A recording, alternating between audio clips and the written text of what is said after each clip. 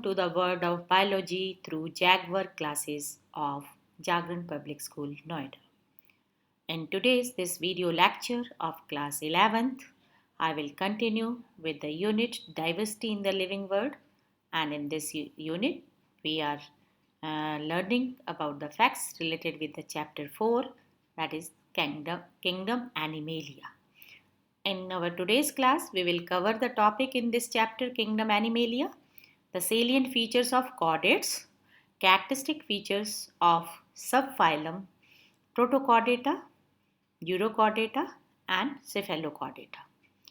Characteristic feature of subphylum Vertebrata also we will discuss, with divisions Agnatha as class Cyclostomata and Gnathostomata with superclass Chondrichthyes and Osteichthyes. After today's class, the expected learning outcomes that we are expecting, which are knowledge based, in which you will be able to know and recall salient features of chordates, and you will also be able to describe and compare the characteristics of different groups of chordates to classify them into different subgroups. In skill based learning outcomes, you would be able to compare and describe the point of differences between protochordates and other vertebrates, critically analyze and different characteristics of hemichordates, urochordates, cephalochordates and vertebrates also we are expecting from your side after learning. And competencies that you will develop after today's class: collaborative learning, critical thinking, observation and analytical skills to solve the problem-based HOTS questions related with the topic that you will learn in today's class. Now, let's start with our class. And in today's class of this chapter, classification of animals or animal kingdom, we will continue the chapter with the classification of phylum Chordata. Means we will talk about the chordate phyla in this lecture class. Let's start. And in today's class, we will focus on the topics salient features of chordates, means what are the specific characteristic feature on the basis of which we are classifying the animals into chordates. Characteristic feature of subphylum Protochordata, in which urochordates and cephalochordates are coming, and characteristic feature of subphylum Vertebrata, including the division Agnatha with class Cyclostomata and Gnathostomata with superclasses Chondrichthyes and Osteichthyes. Now, in this slide, you can see here the presence of notochord, which is one of the important salient feature of phylum Chordata. What is notochord? The notochord is a solid rod-like structure that you can see here with the help of this diagram, which is present above the alimentary canal, and this structure has been seen and observed by the scientists in all the embryonic stages of the chordate group of animals. The notochord is composed of vacuolated cells covered by two sheets of connective tissues, and it acts as a primitive internal skeleton which in later on stages of development develops in main skeletal system, in vertebrates in the form of vertebral column and spinal cord, and in other animals it develops up to certain stages. It is either present throughout the life in some of the animal belonging to this chordate group, and as seen in case of cephalochordate and cyclostomates, or it is replaced by fully or partially with the help of backbone. Now, The another salient feature of phylum Chordata is presence of central nervous system. Central nervous system or CNS is always placed dorsally and it is hollow and fluid filled. It is divided into two parts, brain and which is the anterior expanded portion that you can see here in head region, and spinal cord, the posterior long ganglionated portion that you can see here present in the animals belonging to this group. The dorsal hollow tubular cord may be present throughout life or may degenerate before the animal matures. And after that, we will learn the next important salient feature of phylum Chordata, that is presence of gill slits. Gill slits are the paired openings that you can see here. These are the paired openings located laterally to the pharynx region in chordates, and they appear in the early developmental stages of every chordate. In aquatic chordates, the gill slits or gill clefts are modified to form gills for respiration in later on stages, and in terrestrial chordates, these gill slits get disappears before adulthood, for example, visceral or pharyngeal clefts. And in higher chordates, they are modified to form endocrine glands also. You can see here pouched gills in lampreys, septal gills in case of shark, and opercular gills in case of teleost type of fishes. The next salient feature of phylum Chordata is presence of ventral heart. Means a ventral muscular organ known as heart is present in higher chordates, and the heart is enclosed in a pericardial cavity which is modified from a part of the coelom that you can see here. Besides that, phylum chordates are showing or exhibiting different type of portal system. And what is that portal system? Where the blood vessels which begins and end in capillaries constitute the portal system. The nutrient laden blood in capillaries from the alimentary canal enters the liver, that you can see here. Capillaries enters to liver and flows into capillaries. The blood flows into these capillaries. This constitutes the hepatic portal system, means blood supply system towards the liver is considered as hepatic portal system. And blood contains red blood corpuscle, which in turn contains the respiratory pigment hemoglobin.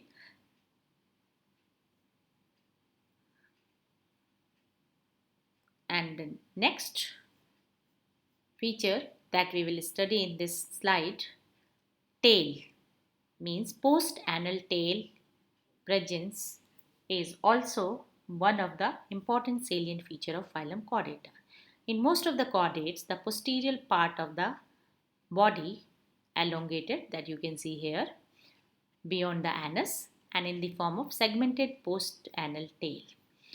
It is composed of muscles, nerve cord, notochord, and backbone in vertebrates. The tail is muscular and flexible. It is used as an organ of locomotion in aquatic animals, whereas it is reduced or modified in terrestrial animals. That means post-anal tail is also one of the important specific feature of phylum Chordata. Now, with the help of this chart, we will try to understand the classification of phylum Chordata, and according to this chart, you will be able to easily study the phylum Chordata and subgroups including the phylum Chordata. The phylum Chordata is mainly divided into 4 subphylum. Out of these 4 subphylum, one is considered as Hemichordata, and other 3 subphylum are Urochordata, Cephalochordata, and Vertebrata. Out of these 2, Hemichordate are those chordates which are showing half of the characteristic feature of chordate, and they are resembling the non-chordates also. That's why they are known as hemichordates or half chordates. Subphylum Urochordata means the notochord present in them up to certain stages in their tail region. And in subphylum Cephalochordata, there are two divisions. That is, no, in case of subphylum 3 Cephalochordates, the notochord is present in cephalus region or head region up to certain stages. After that, it will not develop so much like in other higher chordates, like in case of subphylum 4, that is vertebrata, which is further divided into two divisions, Agnatha and Gnathostomata. Agnatha is the group of vertebrates having jaws, having they are not showing any jaws, or we can say that they are jawless vertebrates. In this, two classes are coming. One class is known as Ostracodermi and the another class is known as Cyclostomata. While in the second division, Gnathostomata, which are known as jawed vertebrates having jaws in them, is further divided into two superclasses. One class is known as Pisces and the another class is known as superclass Tetrapoda. Tetra means four, poda means legs, having four-legged animals. And in this there are four classes: Amphibia, Reptilia, Aves and Mammalia. While in superclass 1 Pisces, again there are three types of three classes.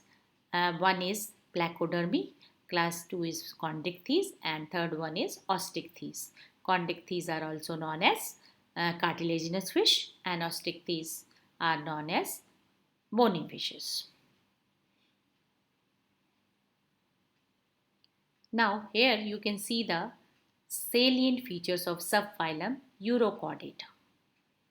The animals are mostly sessile in this group of chordates and exclusively marine. The body is covered with a tunic in the adult stage that you can see here in this picture. One representative of this group Urochordata, that is known as Herdemania momus. The notochord in them is present in tail only in the larval stage, and a dorsal tubular nerve cord is present only in larval stage. Many gill slits or stigmata called branchial basket are also present, and the stigmata open into a cavity called atrium, which is lined by the ectoderm. And the growth phase includes metamorphosis, which is retrogressive, means not in progressive manner but it is retrogressive in nature. And the animals are hermaphrodites having both type of sexes present in them in one individual, and examples are Herdemania, Doliolum and Acidia. In Cephalochordata phylum, you can see the characteristic feature or salient feature of the phylum, subphylum Cephalochordata. The animals are mostly solitary and exclusively marine. Amphioxus is one of the representative of this group. The CNS is not differentiated into brain and spinal cord in this group. Notochord and nerve cord are present throughout the length of the body. Vertebral column is absent in them.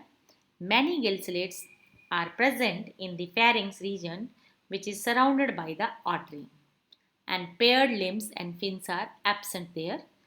Sexes are separate. Examples are Branchiostomata, Lanceolatum and Amphioxus, which is also known as lanceolate. Now, salient features of subphylum Vertebrata that you can see here in this slide. The CNS is differentiated into brain, which is protected by the cranium and spinal cord. Notochord is present only during the embryonic stage and is replaced by the vertebral column in adult stages. Respiration is by means of gills, lungs or skin. Circulation is of closed type and the heart is muscular and contains 2, 3 or 4 chambers. Paired limbs or fins are present in some vertebrates. Endoskeleton and hairy, scaly or feathery exoskeleton are present.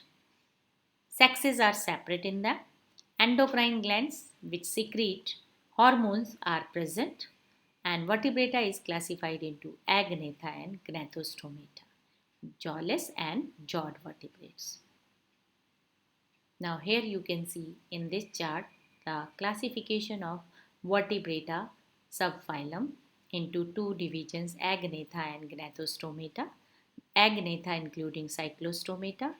Division Gnathostomata include Reptilia, Amphibia, Pisces, Aves and Mammalia classes. In Pisces class, there are two further subclasses, Chondrichthyes and Osteichthyes. And in division Agnatha, which is consist of only one living class known as Cyclostomata.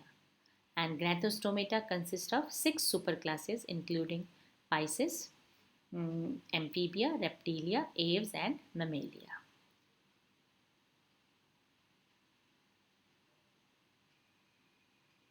Now here you can see the classification of subphylum vertebrata, and here in this Cyclostomata you can see the characteristic of this class jawless vertebrates are as follows.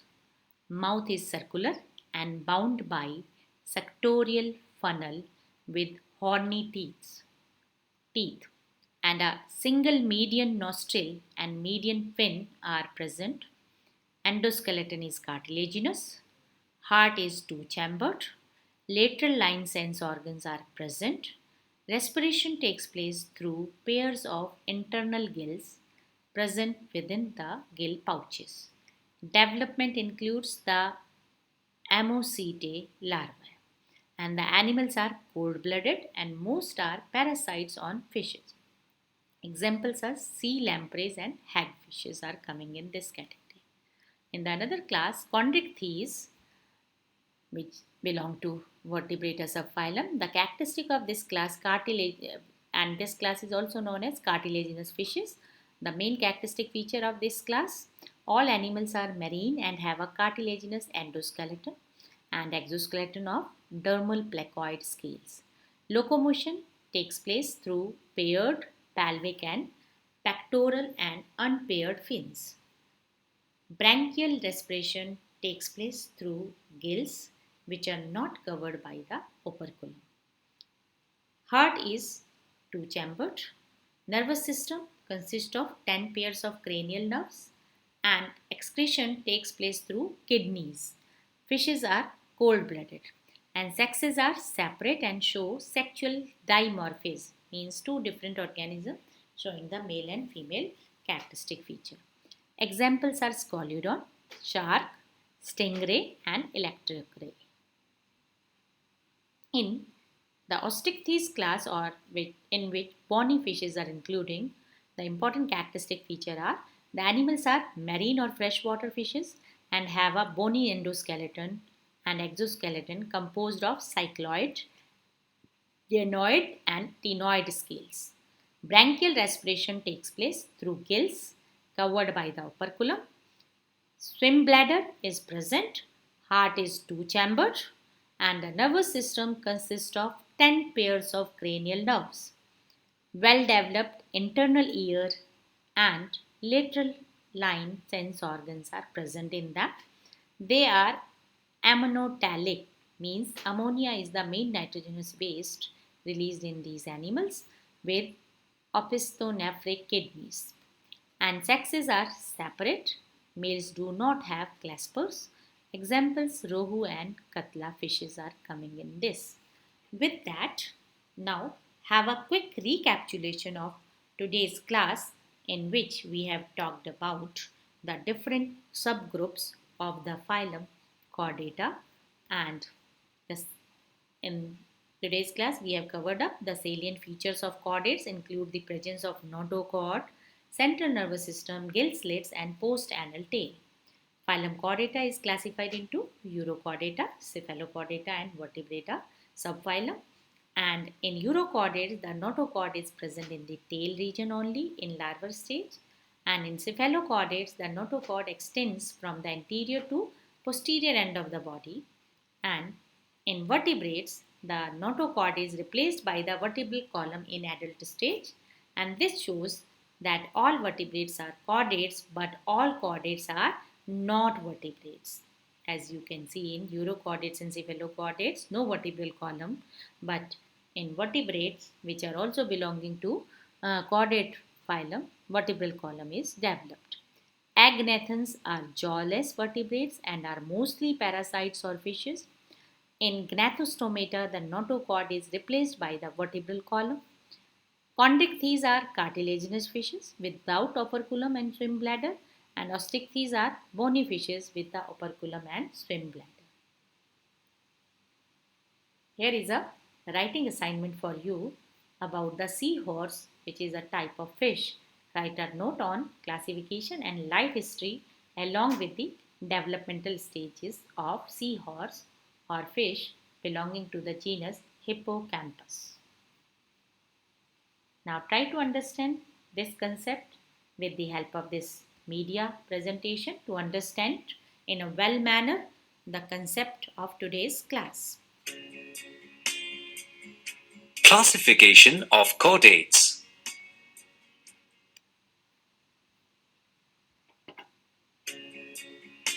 All chordate embryos have 4 essential characteristics. What are they? Label the image by first clicking the labels and then the slots. Next, click Evaluate. Here you can see that we have understand or in the previous presentation.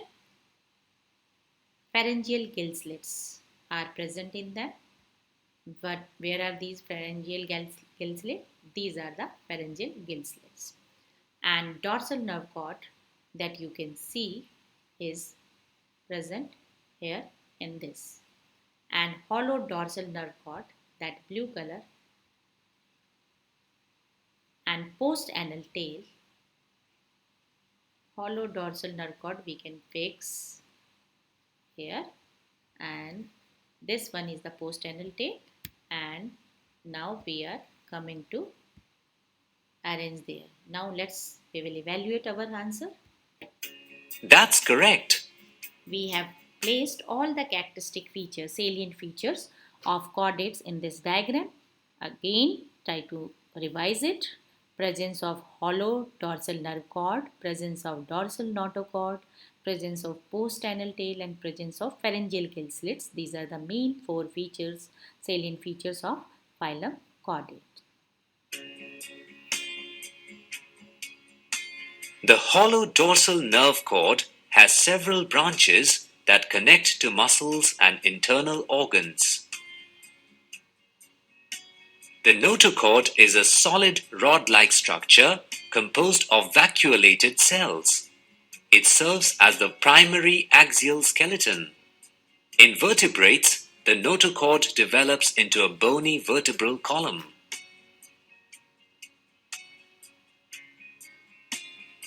Pharyngeal gill slits develop into gills in fishes and amphibians. In vertebrates, the gill slits are replaced by lungs. At some point in their lifetime, all chordates have a tail that extends beyond the anus.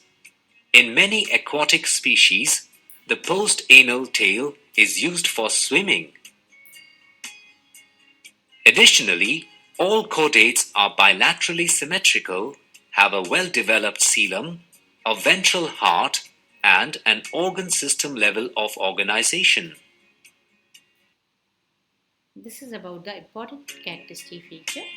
Now, based on the fate of the notochord, chordates are divided into 3 subphyla: Urochordata, Cephalochordata, and Vertebrata. Members of the subphyla Urochordata and Cephalochordata are together called protochordates. Urochordates have an unsegmented body with a notochord present in the larval tail. The body is covered by a leathery sheath made of a carbohydrate called tunisin. Therefore, urochordates are also known as tunicates. Cephalochordates have a segmented body with a notochord that runs across the body and persists through life. Earlier, hemichordates were included under protochordates due to the presence of some of the chordate characteristics such as pharyngeal gill slits, dorsal nerve cord, and a stomochord in the collar, similar to notochord. However, now hemichordates are classified as a separate phylum, as some DNA-based studies suggest that they are closer to echinoderms. Match each subphylum to the fate of the notochord. Now, as our knowledge in today's class, we can match them. Urochordates are the chordates where the notochord present in larval tails. That means we can match it here. Cephalochordates, notochord persists throughout life in them. Now with that we can arrange it here. And notochord develops into bony or cartilaginous structure in case of vertebrata. Now let's evaluate. That's correct.